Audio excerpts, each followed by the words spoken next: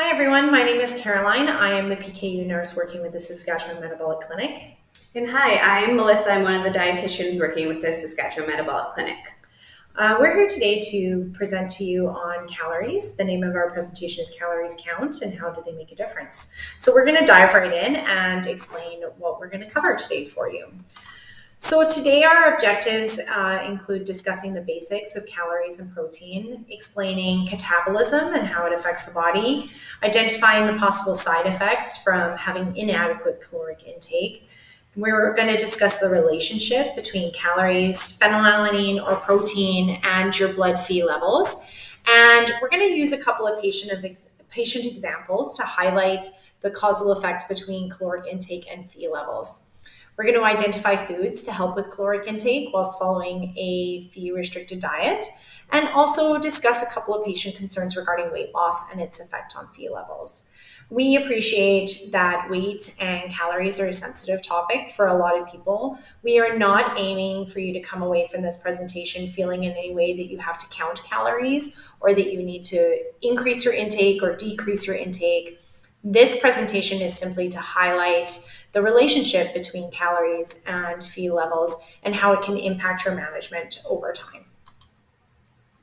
So we're just going to go back to the basics here for a minute. The role of the metabolic team when managing PKU is to help the patient identify their own protein and calorie goals to optimize their phenylalanine levels over time. So a calorie, as you may know, is a form of energy your body uses just to function on all levels. So this amount of energy each person needs will vary, and it's a variety of factors that can affect it, like activity, age, etc. So someone with PKU obtains calories by drinking their medical formula and also from the food that they eat. And protein is used as a building block for muscles and cells and helps the body through its daily activities.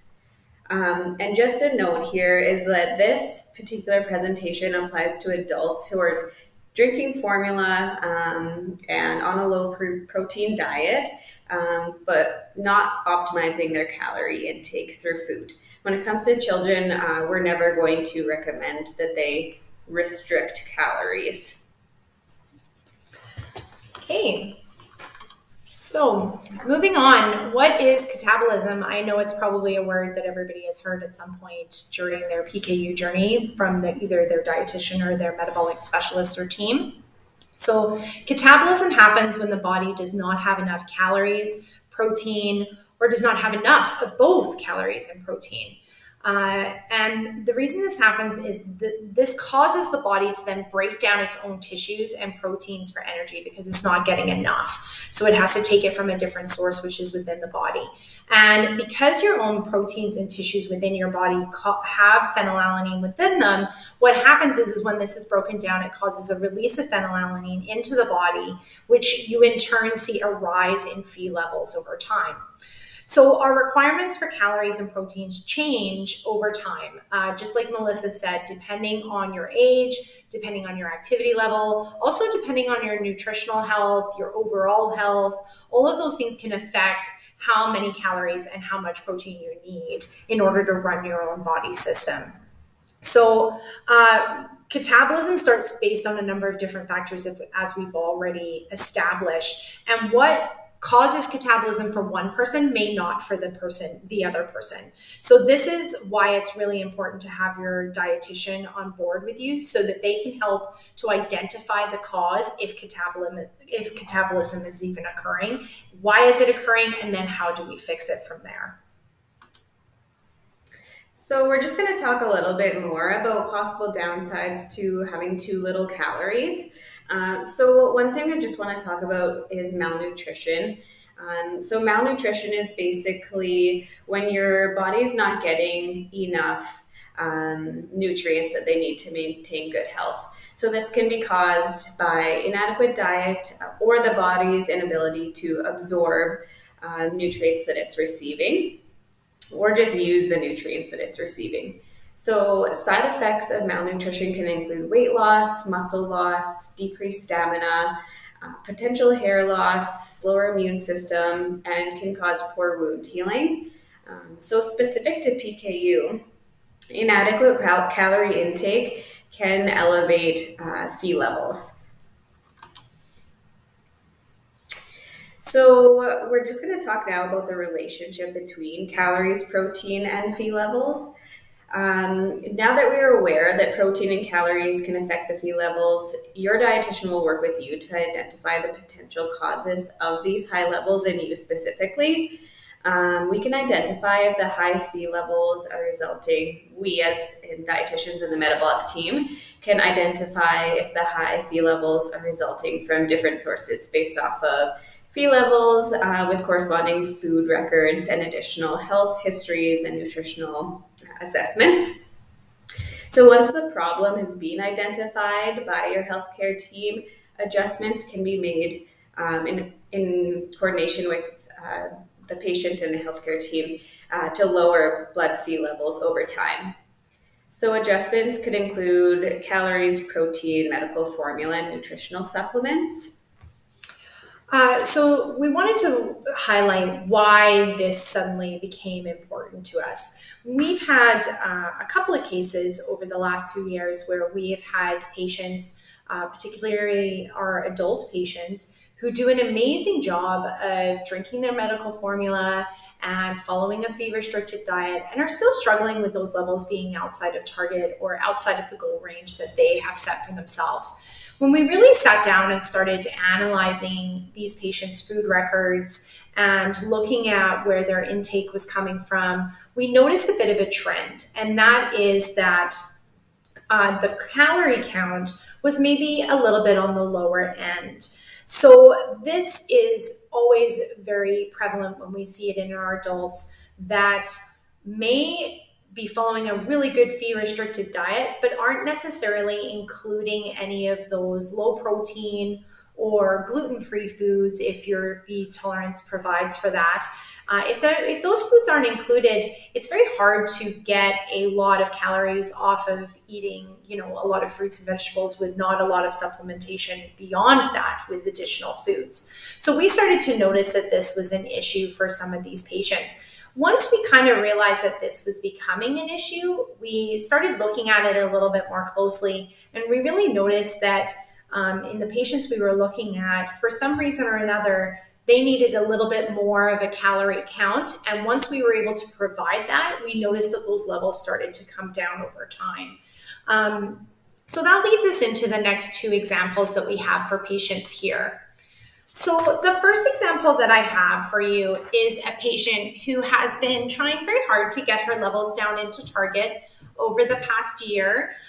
She's done an excellent job of providing us with food records with corresponding levels because, as Melissa has mentioned, anytime there is a corresponding food record with the level, it makes our job a lot easier and that of your metabolic team to decide where the issue is coming from. Are we eating too much protein? Are we not eating enough? Are we not getting enough medical formula? Are we low on our calories? Those sorts of things. So with this patient, I think this monitoring sheet does a great job of allowing us to sort of highlight the importance of the calories for this patient. So her best level so far at 285 on November 29th, 2021. And I don't know if I can just like highlight it here for you. So right here, this low level of 285, she was taking in 40 grams of medical protein. She was taking in 1,626 kilocalories, and she was also taking in 11 grams of natural protein. And that was when her levels were the best. What we noticed was that as she dropped her calorie count, so when she went down to this 1483 here and the 1474 here, her levels actually started to go back up. So we had a 486 and a 469. And even though the other point of this is that she had actually dropped down her natural protein on both of these points down to 9.4 and down to 7 grams. So even though she had dropped her natural protein down and her medical formula stayed the same, because her calories had dropped, her level actually went up a little bit. And that was what we started to notice in this trend. What we realized was once we got her medical, or sorry, not her medical formula, once we got her calories really set at that mark at about 1600 or more, we realized that we were able to increase some of her natural protein. So when she takes in a little bit more, we realized that we could go up on her natural protein a little bit. And she could actually tolerate somewhere between 10.5 to 11 grams of protein, which has been really helpful for her. We have noticed consistently with her food records that if we take a look at them and the calories are lower, we see those levels go up a little bit. Now, with the second example, is another female that we have, and for note, this patient is pregnant, so there is some difference in the requirements for your calories. And like Melissa had said earlier, every single person has a different amount that they're going to need depending on what's going on in their body at that particular time. So at this time, her levels were quite significantly elevated. They were up around the 1,000 mark, and we needed to bring those levels down soon. So what we did was for full disclosure, we did put her on a fee-free diet. We just had her drinking medical formula just to be able to wash that fee out of her system, which did drop her down. So we were very happy to see that. And originally up here, we thought that we were getting in higher calories than we actually were. And that was just a miscommunication. Nobody's fault at all. It was just a simple miscommunication, unfortunately, that caused the person to think they were taking in more calories than they actually were. So when we were able to really hammer that down and realize just how many calories they were taking, which was quite significantly lower, we immediately increased their calories up to about 2,200, 2,250. And like I said, that calorie count is going to be significantly higher because this person is pregnant. So their protein needs are higher than usual. Not their protein needs, their calorie needs. So once we increased her calories up, we really started to notice that level come down. And more importantly, as that level came down and we kept her at 24 to 2,500 calories a day, we were able to significantly go up on our natural protein. Now, again, like I said before, the protein goal is not going to be the same for everyone. I don't expect everyone who increases their calories to suddenly be able to take in 25 grams of natural protein. For this patient at this time, that was an appropriate protein tolerance because when you are pregnant, your protein demands do go up in the second trimester. So she could take in significantly more than she normally would. But what I think both of these examples have highlighted for people is the fact that in their case, they were taking in the right amount of natural protein, they were taking in the right amount of medical formula, and once we increased their calories, we really noticed that all of a sudden their Phe levels started to drop into target, which was where we needed them to be. The bonus was being able to increase their natural protein a little bit, but that doesn't necessarily mean it's going to happen for everyone, nor is it going to happen in the same way. So the biggest takeaway from this is that we did note that the calories did have an impact on the Phe levels over time, for sure. Next one. Go back to the previous one. Thanks. I just had one thing I wanted to mention here, and Caroline really has said it already, but while increasing calories does work for some people, we just want to be sure that we're sending the message that it might not work for everyone, and very often it's not the case in children. So determine if increasing calories could potentially help your Phe levels, it's really a decision with your metabolic team. So how can we increase calories? So this slide just shows you some great options for food that, as you can see, are really quite low in protein, and they do have higher calories. So these are on the left, the four on the left are low protein foods, and these ones are covered in Saskatchewan through our Saskatchewan metabolic disease benefit formulary, and so they might not be covered in your exact province. So just using these for example today as of some options. And then the ones on the right, those are another good option for foods that are not quite as low in protein as those special metabolic low protein foods, but gluten-free foods are lower in protein than non-gluten-free options. So there's something you could try as well. There's the gluten-free pastas and breads. even some gluten-free cookies there. So those ones, the gluten-free options are good for people who are kind of just returning to diet, or they have a higher protein tolerance because they are a bit higher than those metabolic or medical low protein foods. Yeah, go ahead. And something else to take into account with this, I have spoken to a lot of adults in various stages of either coming back to diet, having never left diet, being fully on diet, all of those types of variations for adult patients. And an overwhelming theme that I have noticed is that the older adult does tend to remember the low protein foods as they used to be maybe 10 years ago, 15 years ago, and really have some very negative ideas about what low protein food can taste like. And it's interesting because now we have so many more options for low protein food. And often, when we ask the adults to just give it a try and see what they think about certain products, they often find some that they like. The big ones are the pastas.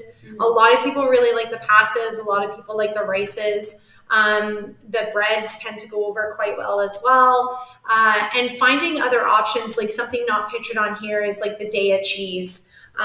Which a lot of people find very palatable and tasty, and they really enjoy that as well. So it's using these foods can sometimes be a bit scary because people remember what the food used to taste like. And I just really urge a lot of adult patients to give it a shot and try some of these products. Because they can make a big difference and can really not only help you increase your calories and decrease your protein intake, but also the fact that it just opens up the realm of food in which you're able to enjoy so much more. And let's be honest, if you're enjoying your food, you're much more likely to stick with changes over time. So I think it's really special and important for families to make sure that they're trying these new products and giving things a taste to see if it's something that they would like over time. So now we're just going to move on to having a quick discussion about weight loss and PKU. So I just wanted to mention that weight loss with PKU is not impossible, but just remember that this is for adults, this presentation. So we would never recommend weight loss in a child. Should it be a special circumstance that arises, that's just beyond the scope of this presentation. So weight loss should be approached with a discussion with your dietitian, so a plan can be put in place for you and your specific needs. If a person is catabolic, and I'll explain this a bit more, but if a person is a catabolic for an extended period of time, their body needs decrease. And that can affect the plan determined between the patient and the dietitian. So, in order to have the discussion and address the idea of weight, it's just important to first achieve and maintain optimal nutrition. Because when our bodies are catabolic, they're not getting enough energy, so we actually conserve energy and our bodies actually use less. So if you're catabolic for an extended period of time, that's why it's just important to have that discussion with your dietitian and your team.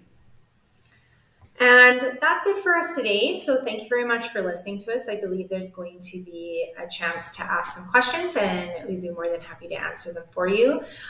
Just know, again, that every single person with PKU is different, and they are going to change. Their body is going to adapt to things in a different way. So use your team to your advantage, because that's what we're here to do. Is we're here to help, and we can certainly come up with ways to help address any sort of catabolism, whether it be protein or calories, and we can help start the discussion regarding weight and what your goals are and how to reach that safely, and hopefully not have a major effect on your levels while you do so. So thank you very much, and we will talk to you again soon. Thanks.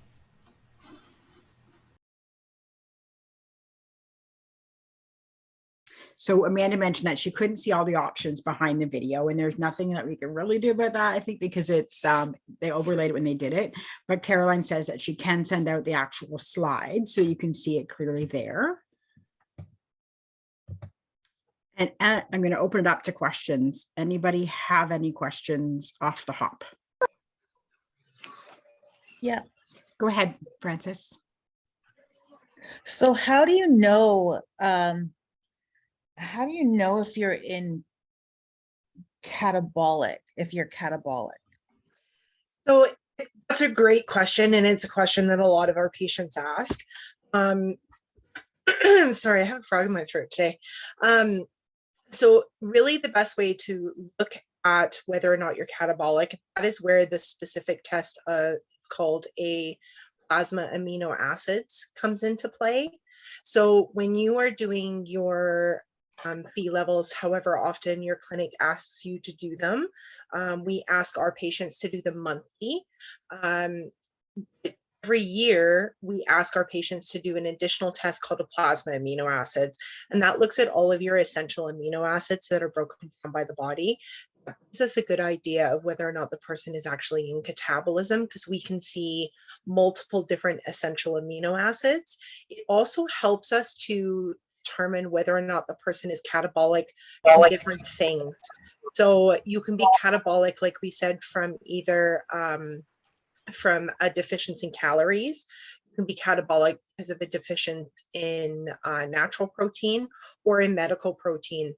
So that specific test helps us determine that.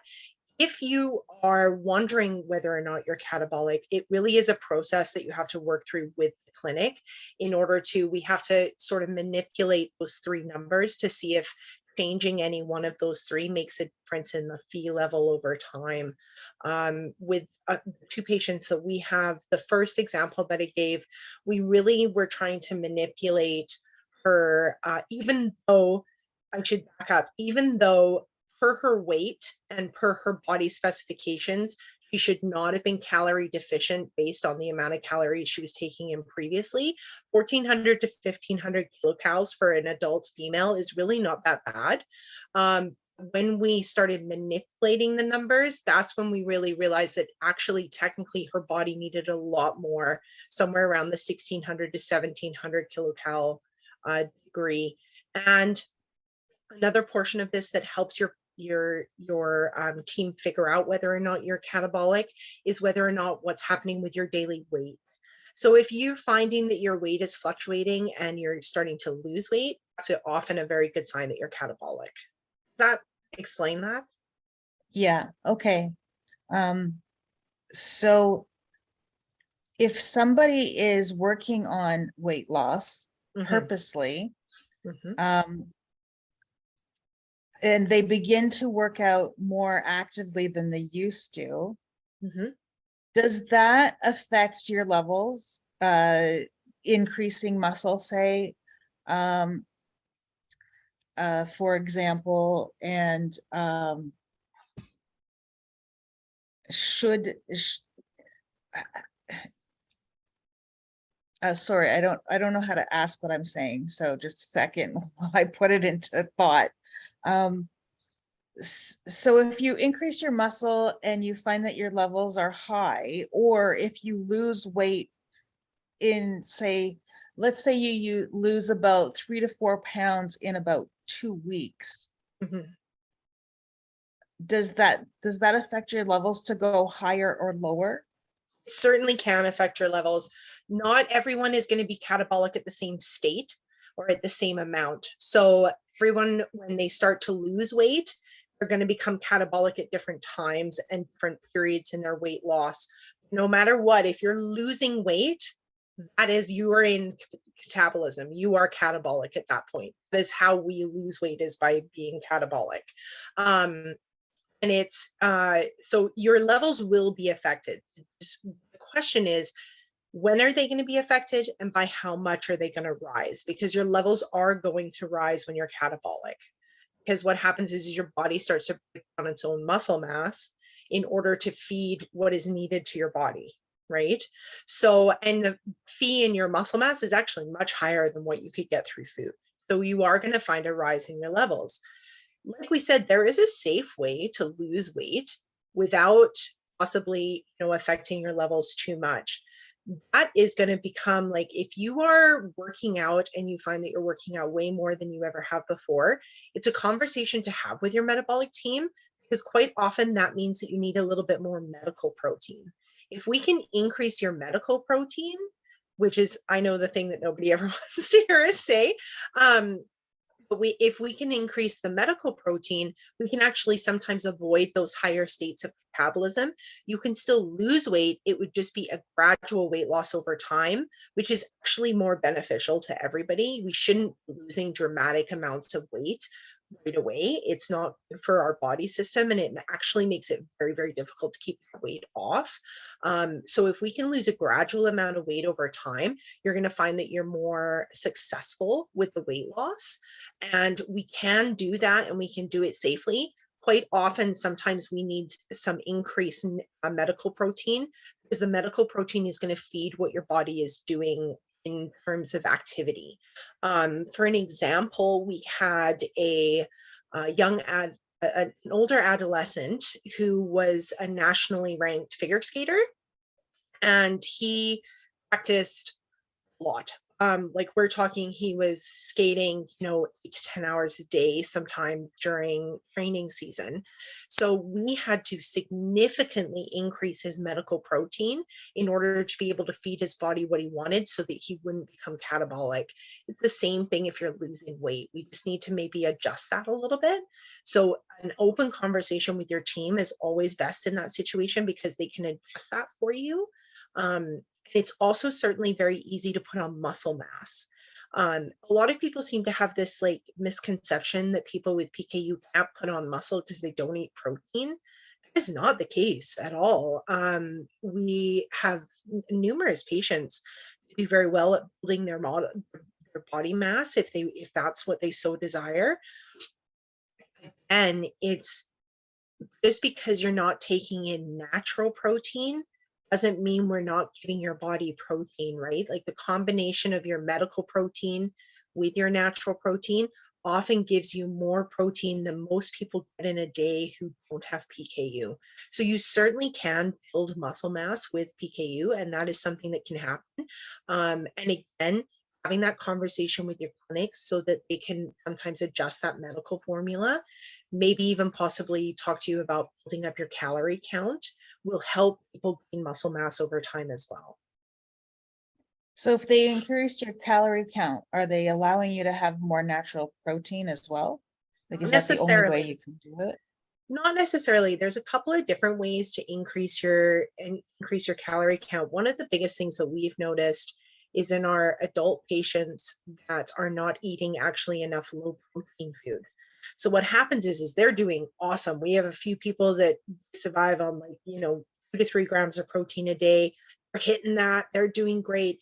They don't utilize the low protein foods very much. They're living on a lot of other things. Well, we know that fruits and vegetables, which becomes often the mainstay of the PKU diet, doesn't have a lot of calories, whereas the low protein foods do have a lot of calories. So in the situation of our first case that we presented, what we suggested to the young lady that was the client was to increase her use of low protein foods, and she was able to do that, and it actually worked very well. We've had people during pregnancy that we've had to increase their calories, and because of nausea or other things, it was very, very difficult to get more food into them. So in that situation, we actually had people eating nerds, like the candy nerds. We're just eating that constantly because it's so full of calories, just to get enough calories into them. If there's room, going up on sometimes on your medical protein, if you're able to, that will provide more calories as well. And if you have a larger protein tolerance, if you're maybe one of those people that's sitting closer to around that 10 grams or higher, use of gluten-free foods as well, which are much lower in protein than regular grain, they actually provide a lot of calories as well. So it's not necessarily giving you more natural protein. It's just finding things in your diet where we could maybe increase the calorie count. A lot of people changing them to like a lot of butter, a lot of fat, a lot of oil, like stuff like that, can sometimes help boost that calorie count, and not enough to the point where we're starting to concern you about heart health, because obviously that's something else that we have to think about, especially as adults. Um, we're not getting you to the point where you're just taking in so many calories or so much sugar or fat. What we're trying to do is just find those deficiencies in your diet where we're like, oh, hey, did you know that if you try this, this has like 2 times the amount of calories as the option that you're using. It's still healthy for you, it's still safe, but it's just got more calories. So that's where those food records are really helpful to a team to be able to pinpoint where they can increase your calorie count. Well, I actually lost about 18 pounds over the last 2 years. And what For I did you. was I stopped eating those carby foods that are available to us, because I think what happens is I think they all taste really good. Yeah. And I was eating them like every day, and I'm like, okay, I got to stop doing this, because I think that's what caused me to gain weight in the first place. Part of it, maybe not all of it, but part of it. I'm 51. I started losing weight at 49 purposely, not just it came off, because I never have tried to lose weight before on purpose, Mhm. and decided that I wanted to do something about the fact I was 199 pounds, and I'm down to about 185 pounds.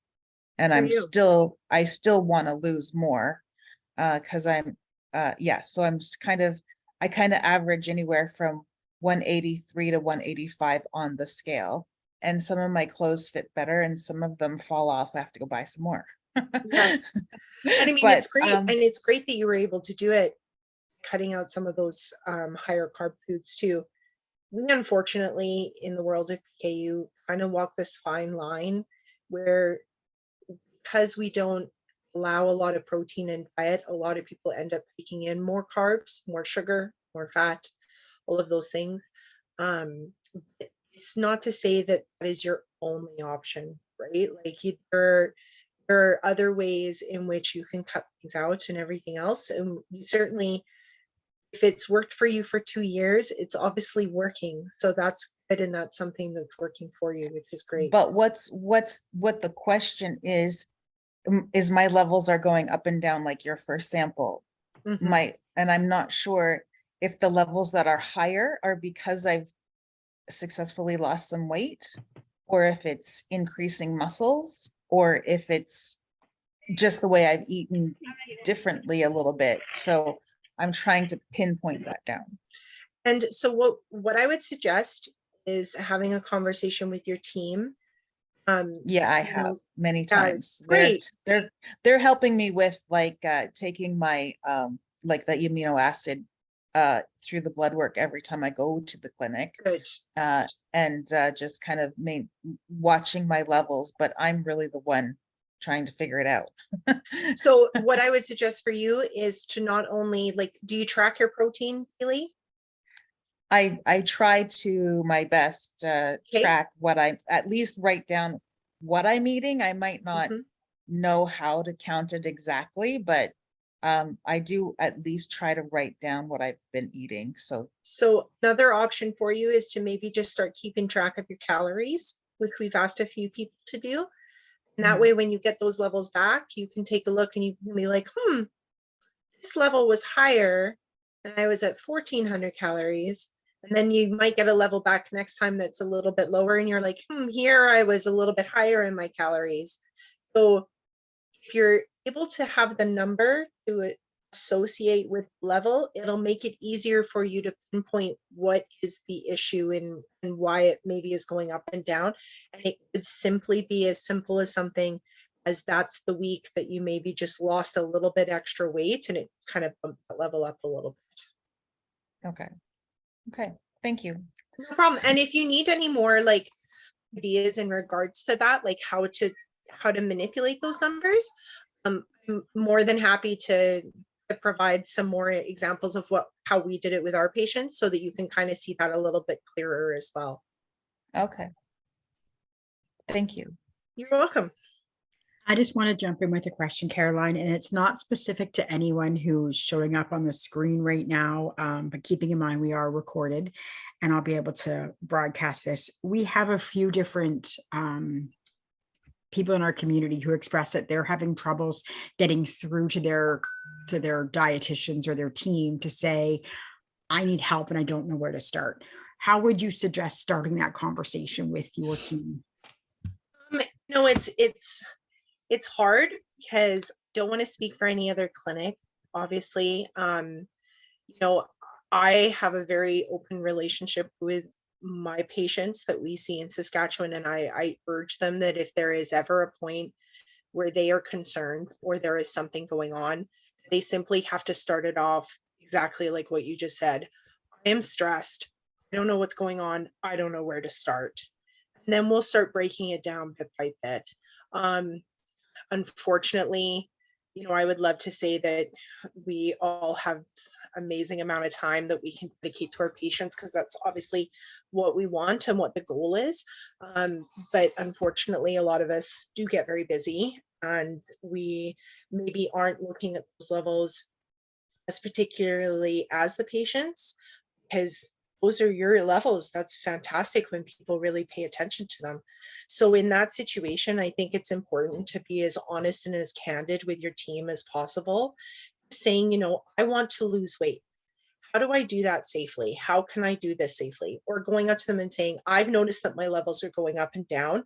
I'm wondering if there's an issue with how many calories I'm taking, or whether or not I can go up on my medical protein.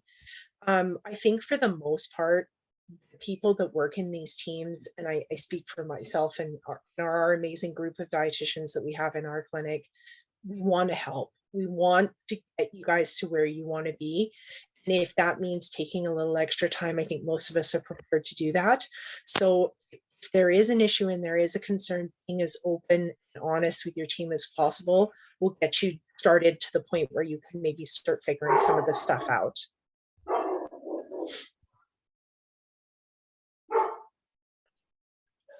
I have a question if everybody else is good. So I'm kind of the opposite. I like Francis, I'm like wanting to lose weight intentionally. I've been trying for about 2.5 years now, and I've gone up and down.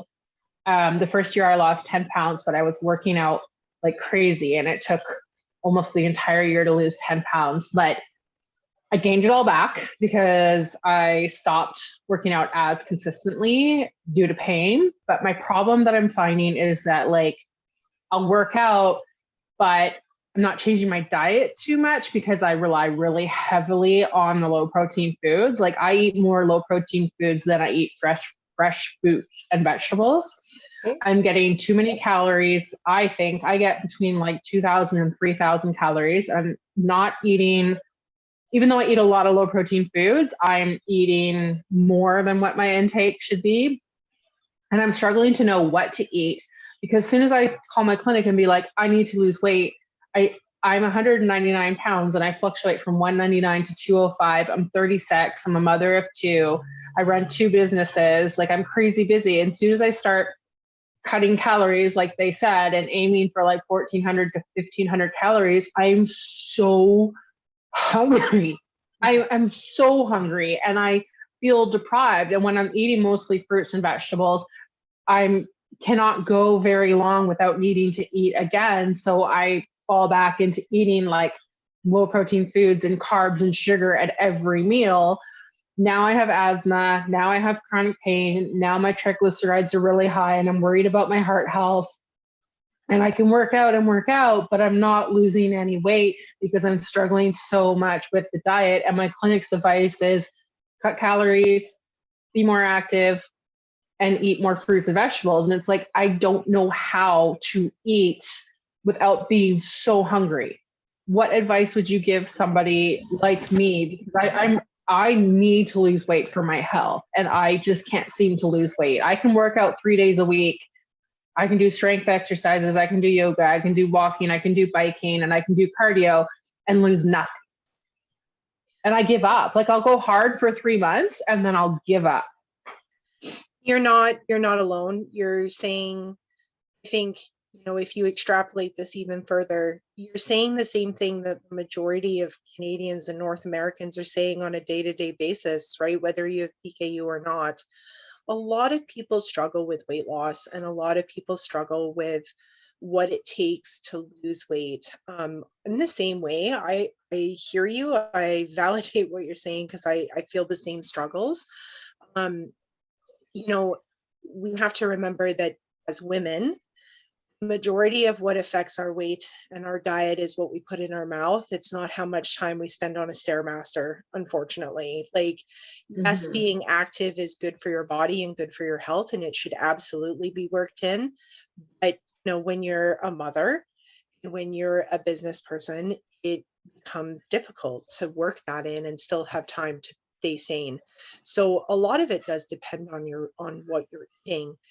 We have a program that we have used in the Saskatchewan clinic that we use with a lot of our adult PKU patients that are returning to diet for the first time. And we call it the STEP program. And the STEP program really walks people through. I stress to my patients over and over and over again, this is a marathon. It is not a sprint. And the same thing can be applied to people with PKU who need to lose weight. Is a marathon. It's always a marathon. Anybody who's trying to lose weight, you're not going to do it overnight. It's not something that's going to happen. If you go hard for 3 months and fall off the wagon, you are not alone. That is what happens to everybody. The situation is that if we deprive ourselves of the things that we want, that is when we fall off. And it is the same thing for people returning to diet. So we always say, we're going to start off on introducing formula. Everyone's like, yeah, I can do the whole thing. No, I don't want you to. I want you to take 1 packet a day. That's it. And we're going to build on that. For now, we're going to start here. And then everyone's always saying, oh, well, what do I need to cut out of my diet? Nothing. I don't want you to change your diet yet.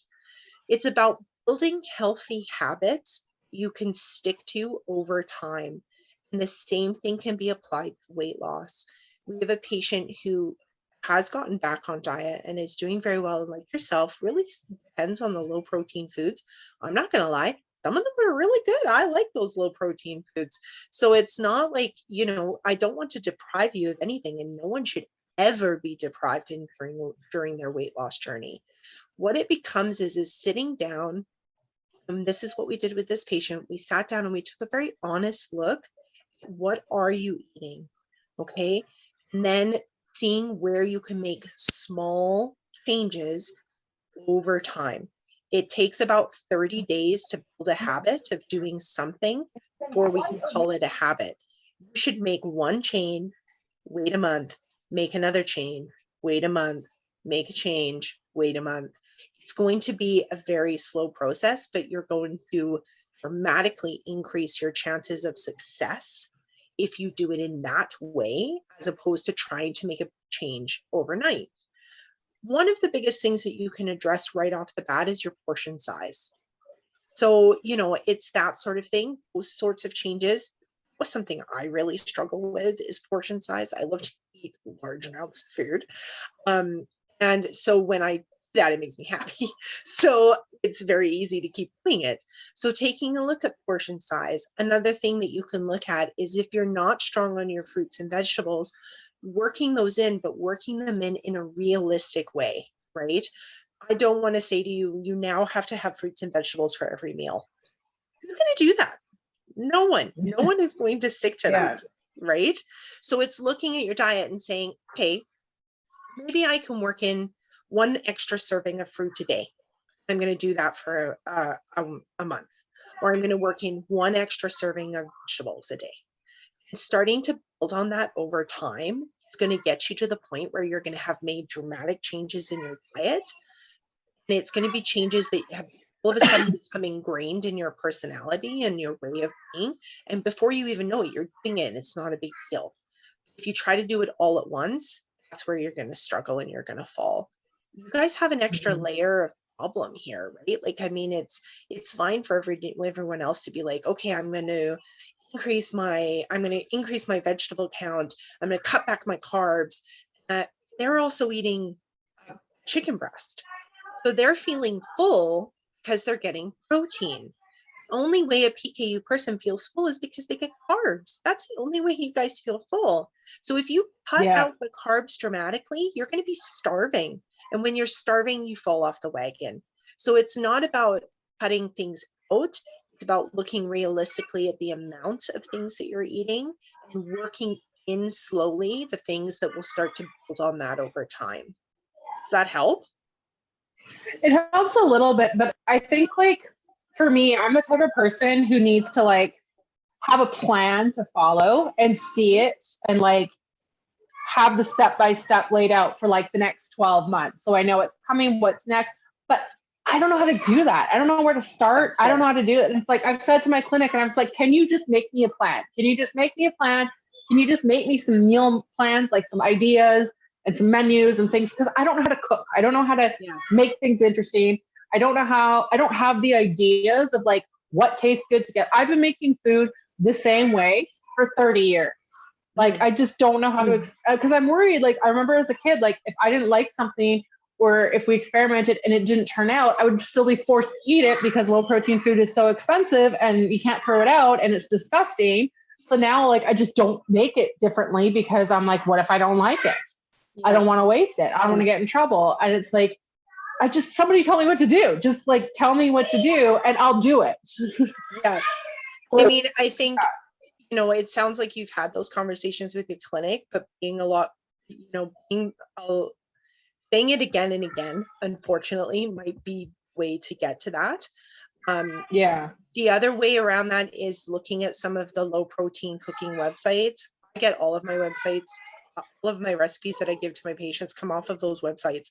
And the people that know it best are the people with PKU who are cooking.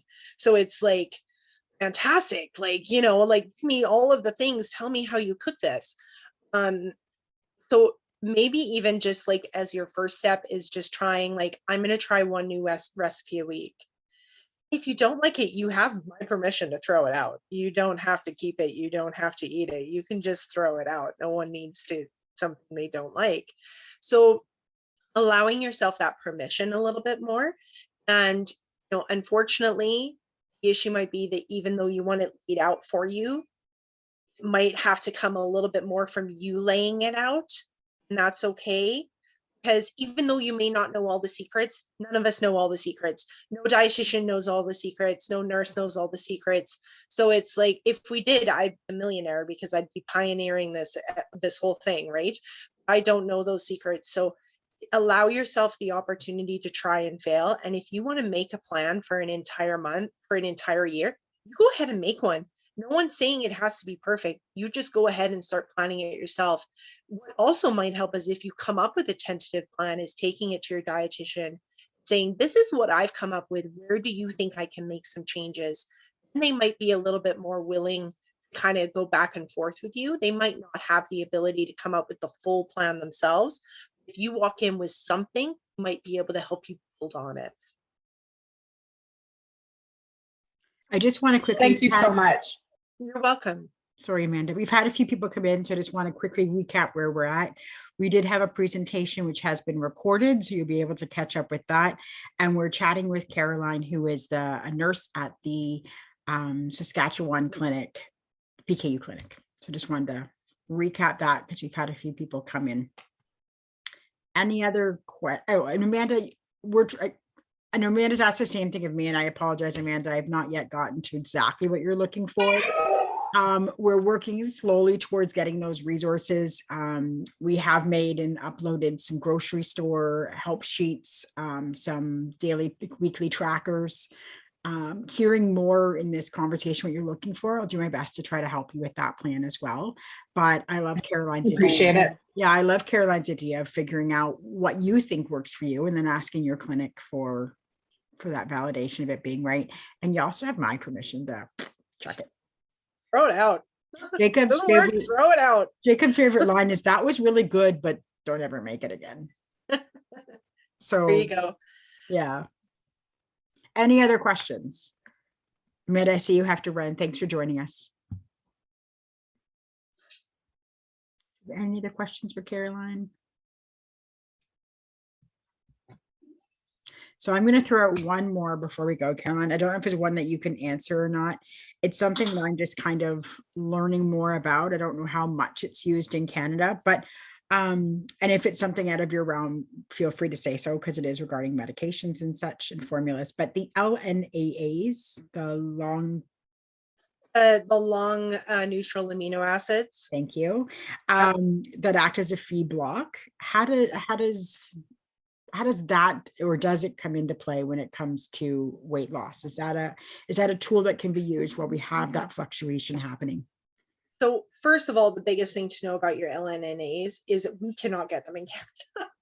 We have been trying for a long time, and it's not that they're not approved. It's not that they're not something that could be available. It's that they're not manufactured within Canada. So it's very difficult to get your hands on LNNAs in the first place. Second thing to know about that particular thing that can be helpful is that the thing about LNNAs is essentially what you said. It's a feed blocker, right? So the way I explain this to a lot of our patients is there's like inside the brain, there's a car. The car is going from point A to point B. And all the things that normally travel in this car, like serotonin, dopamine, their neurotransmitters, are traveling along in this car. If there's too much Phe, then all of those things get kicked out of the car. Okay, and then the Phe just travels along through the brain. So the issue is that when we use a Phe blocker, such as an LNA, what happens is that Phe is blocked from getting in the car. So all of these other neurotransmitters, such as serotonin and dopamine, which are happy hormones, things for anxiety and depression, are then able to travel within the car. Now, so you start to feel better. A lot of people who take those large neutral amino acids say that they feel better. They feel like their Phe is lowered. They feel great, feel awesome. They say that often that their anxiety drops, that their depression is getting better, things like that. However, you do not see a change in your actual Phe level because it's only affecting the Phe that's in the car in your brain. It's not affecting the Phe that's circulating in your blood. Okay, so that's another thing to know about LNAs is the fact that you are never going to see a change in your Phe level. Unfortunately, the way our public healthcare system works in Canada, because we don't have a measurable drop within that Phe level, it's very difficult to ascertain that this product is making a difference. So a lot of people can say, yes, I feel better. Because we cannot measure that difference, a lot of companies will not cover the cost of an LNNA. So it would be on the patient themselves to have to pay for it. It's like with the Kuvan coverage, we have to prove that there's either a drop in the Phe level or an increase in the natural protein tolerance. Someone saying, hey, I feel better, doesn't get them Kuvan. So it's the same thing for the LNNA. To be honest, I haven't heard a lot about the use of an LNNA when it comes to weight loss, mostly because of the fact that I haven't really addressed a lot of its use after, it must have been 3 or 4 years ago now, I went on this rampage about how I was going to get LNNAs and I was going to find them and I was going to use them, and it seemed to work. And it took months and we still got nowhere with it. We were unable to get them in Canada. And all of the reps basically told us, sorry, we don't even ship. We don't ship it to Canada. So because of that, I kind of just stopped really looking at it and seeing where I could use it because I knew I just couldn't get it. So I don't know about its use in weight loss. I've seen it much more predominantly used just for the overall general feeling better aspect of the LNNA in long term. I do have beliefs that it might be available in Ontario, but let me look into that more and get back to you. Yes, please let me know, because if you actually have a marketer, we would love to be able to use it. I feel like there is, so we'll get back in touch. That's another whole conversation, but yes, yeah, we'll chat more about that on another call. Any other questions before we stop the recording at the very least? Is it okay if I make a comment? We'll let you, Kendall. Kendall's from the States, so we only let him talk Hi. sometimes by permission. Just kidding. Go ahead, So Ken. I just wanted to jump in. So LNAs are very interesting to me because I think one of the things that with PKU we tend to not really pay a lot of attention. We're always focused on diet, but PKU is also about the whole life and the mental health side of it. And I think that that is the huge benefit because of the dopamine serotonin level. When you take them, that gets elevated and our mood increases. And so we are, from what I've heard at the presentation at the National PKU Alliance, is that they are able to measure the dopamine level through testing the serotonin level because they're always going to be equal. So we can prove by taking the test at the very onset that it is deficient, that it's low, and then they are able to show, hey, listen, by being on this for X amount of time, there is an increase in it. So there is, there is a way to show that, hey, guess what? This does work for people. You're 100% correct. It has nothing to do with the actual fee level, but what was it? I'm trying to remember what country that the people who've been working on it. They said that they've been using it. Is it Denmark, I think? And Europe is very, very behind the use of LNNAs for sure. They're been using them in facilities that with people who are not treated with PKU at all. And so they're using that only. And so is there any change in the fee? I don't think so. But the mood, so their quality, their overall mood, and they're not fighting with staff anymore. Like if you've met someone who's never been treated, like there's a lot of other behavioral problems, and a lot of that improves. I personally think they should be used in combination. And because so me personally, I'm on Palynziq, been on for a long time, and my last fee level was like 0.2. So I've stayed below 1 for 3-4 years.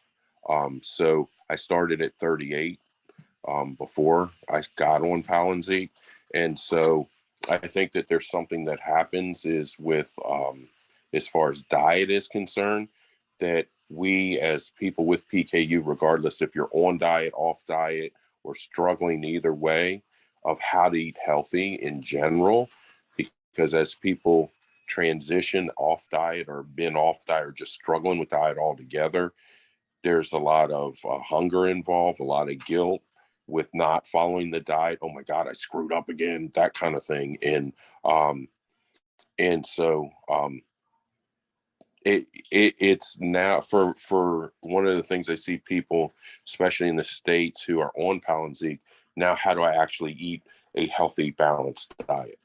And that now, whose responsibility is that to teach people, right? Because most dietitians are focused on low pro diets. And so I know they can, but whose responsibility is to help people with PKU as they do that transition on to Palynziq. And I know that's going to be a new thing for you guys out there in Canada.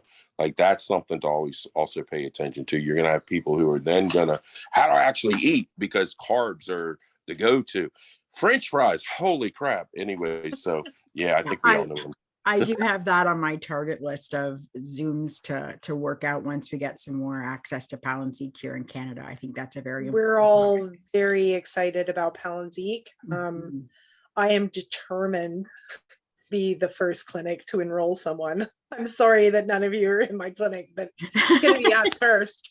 I'm very, very excited about Palynziq, and I cannot wait to give that first injection. I'm so excited about it. And I think Nell had a good point about the LNNAs and the fact that when we do see a measurable increase in the serotonin and dopamine, we're not only helping anxiety and depression, we're also helping, which I also think is a very important part, is the executive functioning deficits that come with PKU.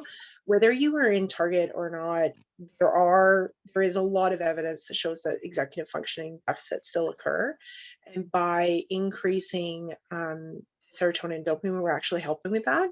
So we will see people better with executive functioning, which includes things like memory, attention, planning, following through, impulse control. All of those things help when not only returning to diet for the first time, but also when you're trying to put into play things like weight loss or any of the other things that we've talked about today. So and I love the idea of an LNNA. I just wish I could get my hands on them right now. So You need to work on that. I know it's been a long time. I'm biting my tongue, but I'm trying. Yeah, I definitely appreciate the ability to go to conferences to learn more, to serve our community, because as Kendall mentioned, it was at the NPKUA meeting that I learned the most about them and their application. So Yeah. I'm on a hunt. I'm with you. I think they're very exciting. Yeah, I'm very excited about it. So with the topic of calories and the topic of healthy eating as adults, do we have any further questions before I hit pause or stop on the recording? If people want to hang around for our normal adult chats, I'm happy to continue the chat. But regarding this topic specific, any other questions? If they continue, I'll go another one. We all heard you, Kendall. Oh, That's okay. It's all good. Okay, I'm going to hit stop on the recording. I do, Caroline, I'm not kicking you out either, but I do really want to appreciate, let you know how much I appreciate you joining us on this topic. Since I met you at the Saskatchewan camp, you've been such a support to Camp Pekin. I really appreciate that. So thank you so much for coming on behalf of our community.